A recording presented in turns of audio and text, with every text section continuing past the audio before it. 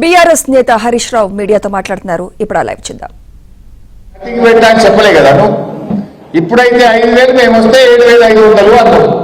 మరి చెప్పిన మాట ప్రకారంగా రైతులందరికీ 7,500 రూపాయలు చొప్పున వానకాలకి 7,500, యాసకి 7,500 కలిపి 15,000 రూపాయల రైతు బంధు డబ్బులు వెంటనే రైతుల అకౌంట్లలో వేయాలని బీఆర్ఎస్ పార్టీ పక్షాన మేము డిమాండ్ చేస్తా ఉన్నాం.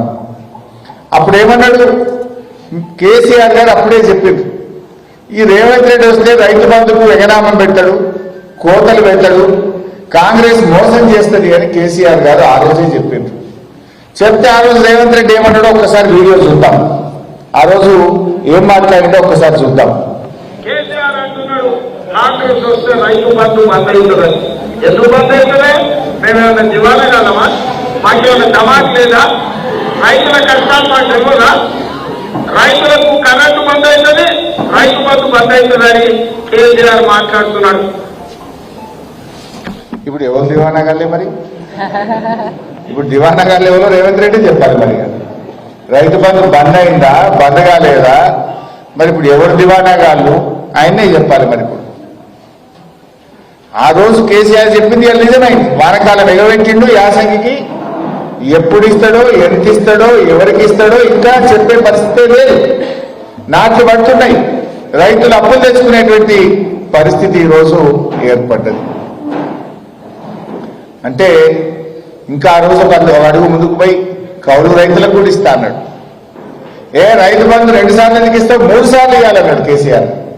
మరి ఈ 3 సార్లు నేను ఎవరో తట్టు 3 పంటలు పండించే రైతులు కూడా ఉన్నారు. ఈ 3 సార్లు మరి ఆ రోజేమో కేసీఆర్ 2 సార్లు ఇస్తుండు, 3 సార్లు రైతు బంధు ఇవ్వాలన్నాడు. ఇప్పుడు ఒకసారిగా పెట్టిన వాళ్ళు కౌలు రైతులకు కూడా ఇస్తా అన్నాడు.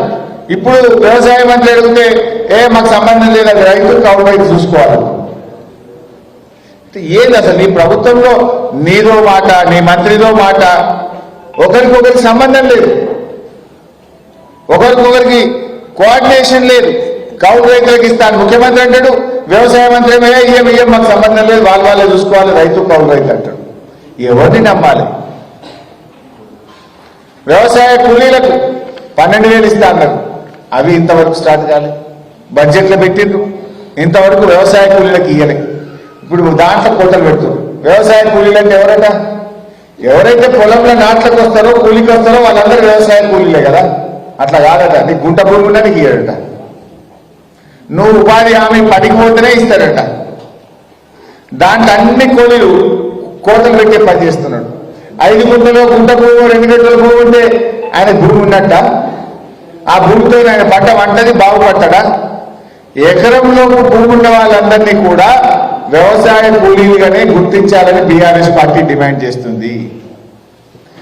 కొంతమందికి అర్ధెకరమో పావెకరమో ఉంటుంది, కానీ రాళ్ళు, రప్పలు, గుట్టలు పంట పంటది. అట్లా 2 ఎకరాలు ఉన్న పంట పంటది. మరి వాళ్ళని కూడా నువ్వు ఇలా రైతుల కింద వేసి వాళ్ళకి ఎగబెడతావా? అందువల్ల ఇవాళ వ్యవసాయ కూలీలలో కూడా వడబోత పెట్టి ఏదో మమ అనిపించే పని చేస్తున్నాడు.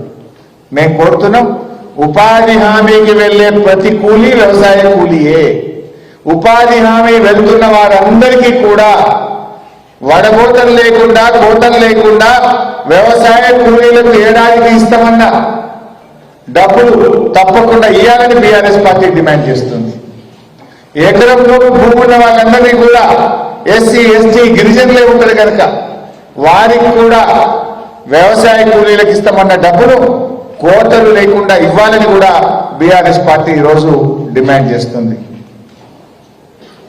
ముఖ్యంగా రైతు బంధు ఎలాంటి కోతలు లేకుండా వ్యవసాయ ఉత్పత్తులు పెరగాలి, వ్యవసాయ రంగం బాగుపడాలి, స్వయం సమృద్ధిని సాధించాలని కేసీఆర్ గారు కోతలు లేకుండా రైతు బంధు ఇచ్చిండ్రు.